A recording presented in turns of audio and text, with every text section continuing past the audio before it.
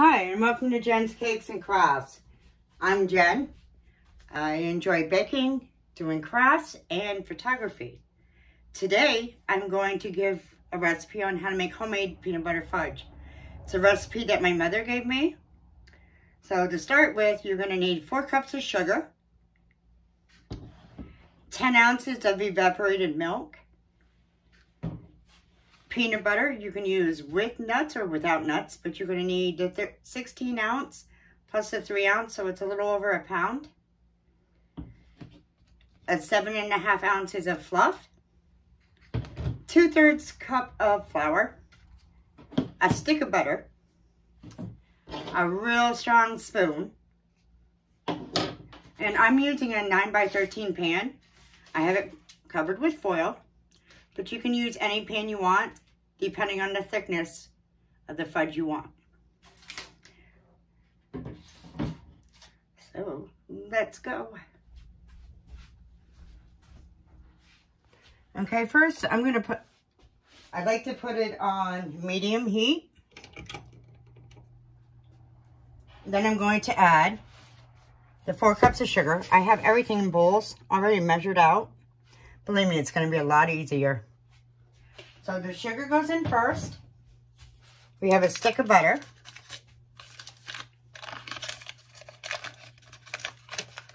Might have been nice if I unwrapped it first, but I didn't. Things would be so much easier. Okay, so you got the stick of butter and your 10 ounces of evaporated milk.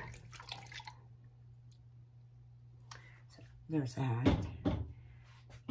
Now, it's going to take a little bit, depending on your stove, 3 to 5 minutes, but you're going to mix and wait for everything to melt, but you got to keep mixing it because you don't want the sugar to burn on the bottom. And yeah, it's one of those hurry up, but you got to wait.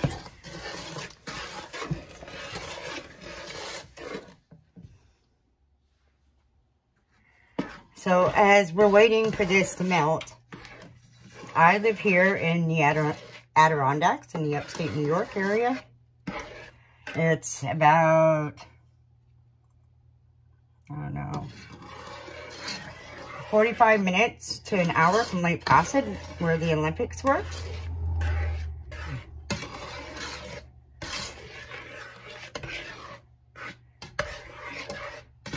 So you remember to keep stirring this. And once you start getting a boil, you keep stirring. Okay. And when it gets to a rolling boil to where you stir and it doesn't stop bubbling, you'll be ready for the next step. Okay. It's starting to boil just a little bit. Let's see if I can show you. That's not what you're waiting for. Okay. So you're going to keep stirring now. It's coming. It won't take too much longer now. This is my first video. So if you would like me to make other things, just let me know. I have all kinds of things I can make. But if there's something that you're really interested in for a video, I'd be more than happy. So now it's really starting to boil. And my spoon, I'm going through it. And it's not letting up. So that's a good thing. That's what you need. Okay. That's what they call like a rolling boil. So now what we're going to do is you're going to set your timer for 3 minutes. Okay. It's got to be 3 minutes.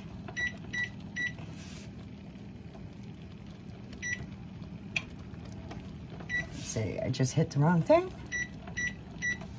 Okay, let's see. I got it set for 3 minutes. You're gonna keep stirring it though, okay? Now, when the 3 minutes is up, this is when all the fun starts. Because you're gonna shut off your stove.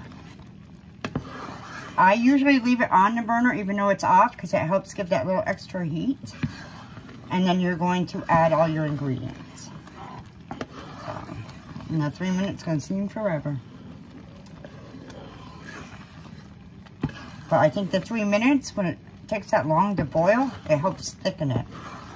I don't use a candy thermometer.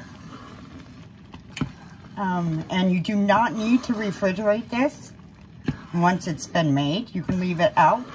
Once it cools down, it hardens. I'm not quite sure if it's because of the flour that we're going to put into it. And everybody loves this.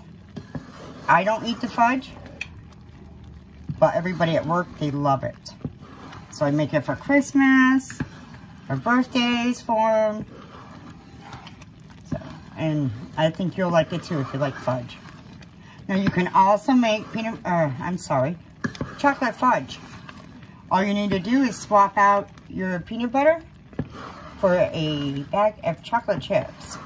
The semi-sweet, the milk chocolate, whichever ones you prefer, even the dark chocolate. It's just around here, a lot of people like the peanut butter fudge. So looking at my timer, we still have about 2 minutes.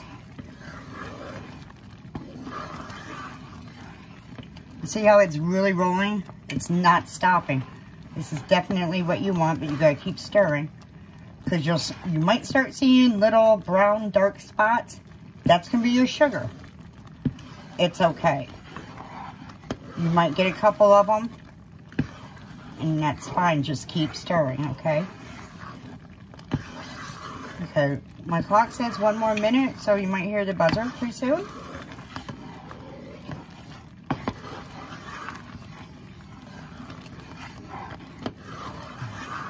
And this, you'll find out why I decided to put it all in bowls. Usually, I just do it right from the jar, but it's such a mess. And you only have so much time. Because once it starts cooling down, and yeah, if it starts cooling down, and you're not quite done, you can turn on the heat low, just enough to get it mixed. Now see, I do have, where is it? A couple brown spots, and that's okay. So the buzzer should be going off pretty soon. And there we go. So that means the 3 minutes. So I'm going to shut off the stove. I'm going to put my fluff in first, so it helps it to melt quicker because it's so hot. Be very careful because it will burn if you get there. So we got the fluff. Now I'm going to add the 2/3 cups of the flour. Okay, I'm going to mix it just a little bit so it helps get that fluff melting.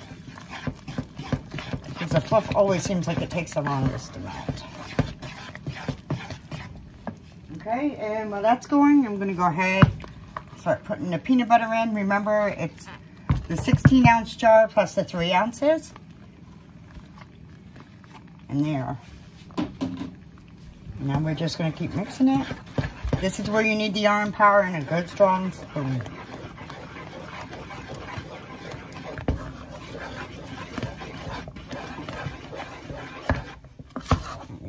Just keep scraping it and scraping it. So when everything is melted in, you won't see all the white, you won't see the mix of the peanut butter. You just see the peanut butter color.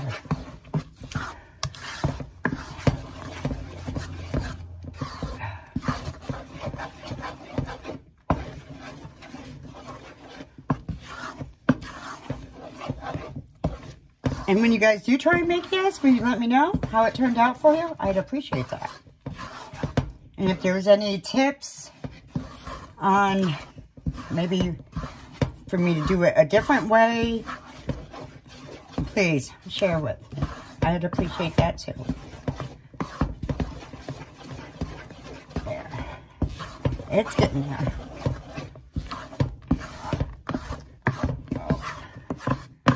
Like I said, your arms are going to get a workout. Maybe we need it after we eat it, right?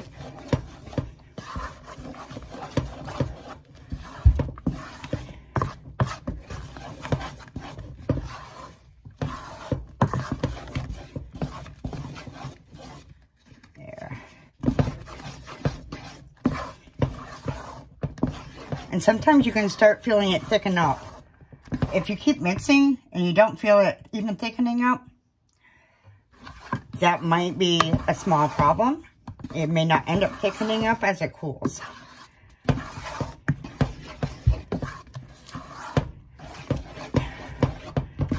There.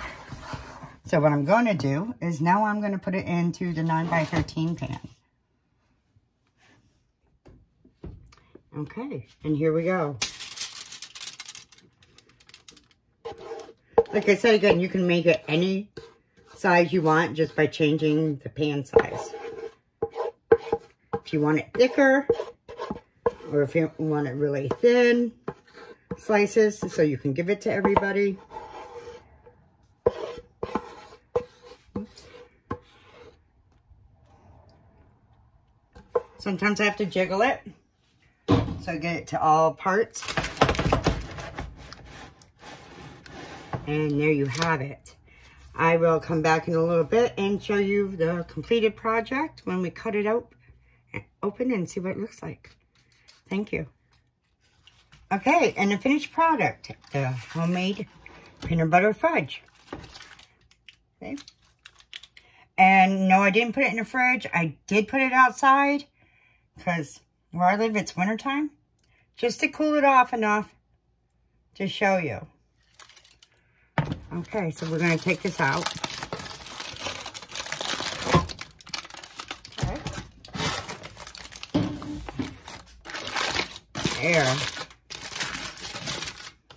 See, nice and sturdy, hard. And cut a piece.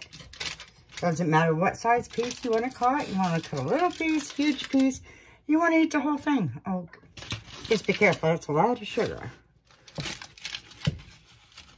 And there you go. See? Perfect. So thank you for joining me. And I'll see you next time, hopefully.